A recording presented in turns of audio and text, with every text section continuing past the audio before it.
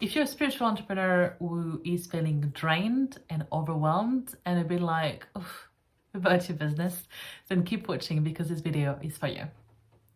Hi, I'm Marianne Cloetes. I have my master's in business management and my MSc in entrepreneurship, and I specialize in helping spiritual entrepreneurs grow their business in a way that feels good so they can earn more while doing less. Today, I want to share with you something that makes me crazy, and believe me, I see it everywhere. I see it in myself sometimes, I see it in my clients, I see it in so many people I see online. It's energy leaks. And I have a list of 6 energy leaks that are so common in business. It's 6 energy leaks that cost you time and money in your business. So these are kind of energetic mistakes, and even though I say energetic because it costs you energy in all the meaning of the way, time, money, energy, I also mean that they are very actionable and also very fixable. So keep going until the end because I have a special announcement. So the first one I wanted to mention is starting projects and never completing them. And I used to be guilty of that so much. I would just start a lot of projects and then be like, oh, okay, something, life happening, business happening, and then they end up on the back burner, and then nothing ever happens to them. They just sit on my computer, they just sit in the back of my mind. But there wasn't any conscious decision to do so. So that's the thing. It's okay to start a project, be like, okay, well, actually, this isn't the best timing, and stop it and make a plan to do it later, or just know that it's currently on pause. What is not great and what creates a leak in your energy and in your business energy is when you start a project without a conscious end. Whatever the reason, whatever project you're working on, always make sure that you tie up loose end, as this will tie up loose ends in your energy as well. So second energy leak is actually tied with this first one, and it's being indecisive. And I know it's hard to make all the decisions all the time in your business, but being wishy-washy, being indecisive does not move your business forward at all. As we say here, it's not the vibe. If you really think about the vision you have for your business and the vision of who you want to be, who you need to be to have this business, really ask yourself honestly, is this person really not making any decisions? Because the answer really is no. This person is making probably 50 very important and scary decisions a day. And I'm not telling you should take 50 decisions a day, but at least get into the habit of A, making decisions, and B, making them quickly. So yeah, you can wait 2 weeks before deciding when your next class is going to be, or that you're going to change a line on your website, or that you're going to increase your prices. Or you could do it in 30 minutes, take the time to make a decision, actually implement the decision in a small but real way, and then you move on with your life. It's so much better to do that, even if of course there is a risk of making a wrong decision or making the not optimal decision. It's always better to come back and course correct than to take ages to make a decision. That is a business rule, and that one is very true. So energy leak number 3 is spending most of your work time consuming content, i.e. scrolling on the gram. Can't believe I said the gram. Scrolling on social media is a time and energy suck, because not only is it time you're not spending resting or creating, it's also time you are spending literally absorbing other people's energy and being bombarded with very conflicting, overwhelming messages about everything.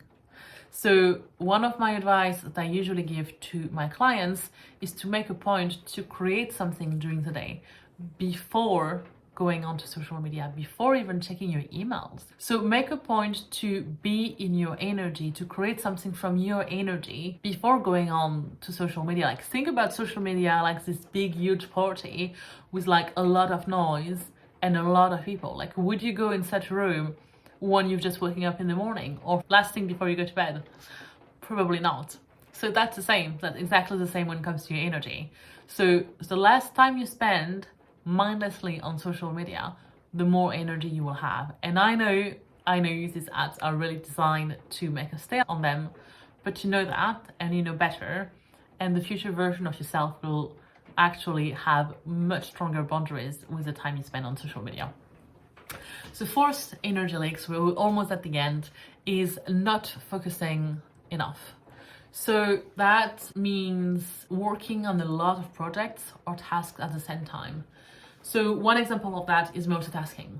Maybe you're writing up an email and you're listening to a podcast at the same time, and you're also having a chat on Facebook with someone. Multitasking does not work. Like scientifically, I think there are only like 3% of the population who is literally able to multitask. So chances are like you're not one of them. I'm not one of them. Like I'm very much of a one task kind of person. I can't even listen to a podcast and do something else because I have to be focused. I'm talking here about multitasking, working on one thing at a time, but also at the scale of your business, focusing on one big project at a time. Because yes, it's very exciting to start, creating things and launching new things. And can you tell I'm a manifestor in human design? This is my jam. I love doing this. And yet, when it comes to business, it's really not efficient to spread your energy thin over 3, 4, 5 different projects. It might be a good strategy for some people, but so far I found that it's much better to focus on one, maybe 2 projects at a time, really give them the best of your energy, obviously taking care of yourself and all of that. And once they're done, you move to another business project. Not only is it more effective for your energy, it's also way more effective for your audience and your messaging. And I love this one. I actually made a full video about this. It's about how following a strategy that does not feel good for you is a waste of your energy. Yeah, we've all been there. I think buying a strategy or a bunch of templates from other people, and I'm not saying templates and strategy can't be useful. I'm just saying that you always have to adapt that to your energy and you, because otherwise what's the point of being in business? You're not building a franchise, you're not building something that has been seen before. You're building your unique, energetic business, spiritual business, creative business, however you want to call it. So to get where you want to be, you need to follow a strategy that is inherent to you. One that is aligned, one that leverages your energy, and one that doesn't take all of your time either. So I'll link the video I made specifically on this topic down below if you want to know more. And the last one is actually quite a biggie. So the 6th energy link I want to address today is working with clients who aren't a good fit.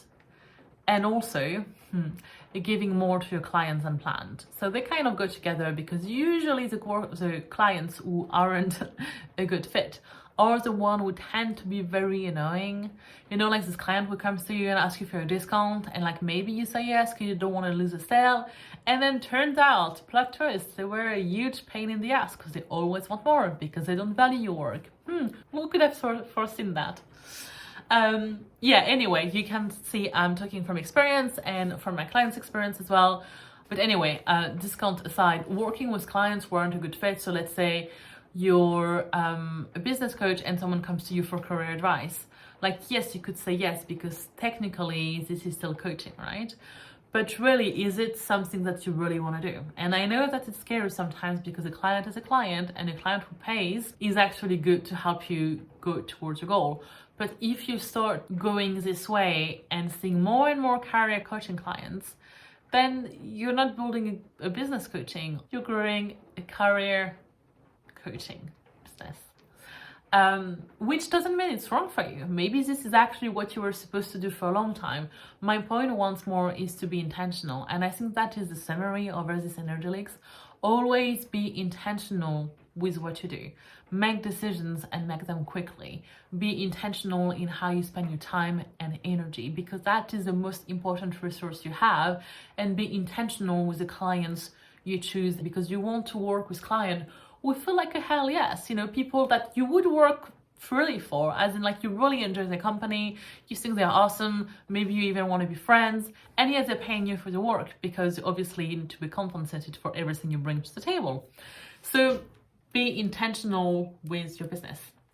And if you would like help with figuring out where exactly your energy is leaking in your business, what is making you feel drained on your day-to-day, then I invite you to book a free clarity call with me.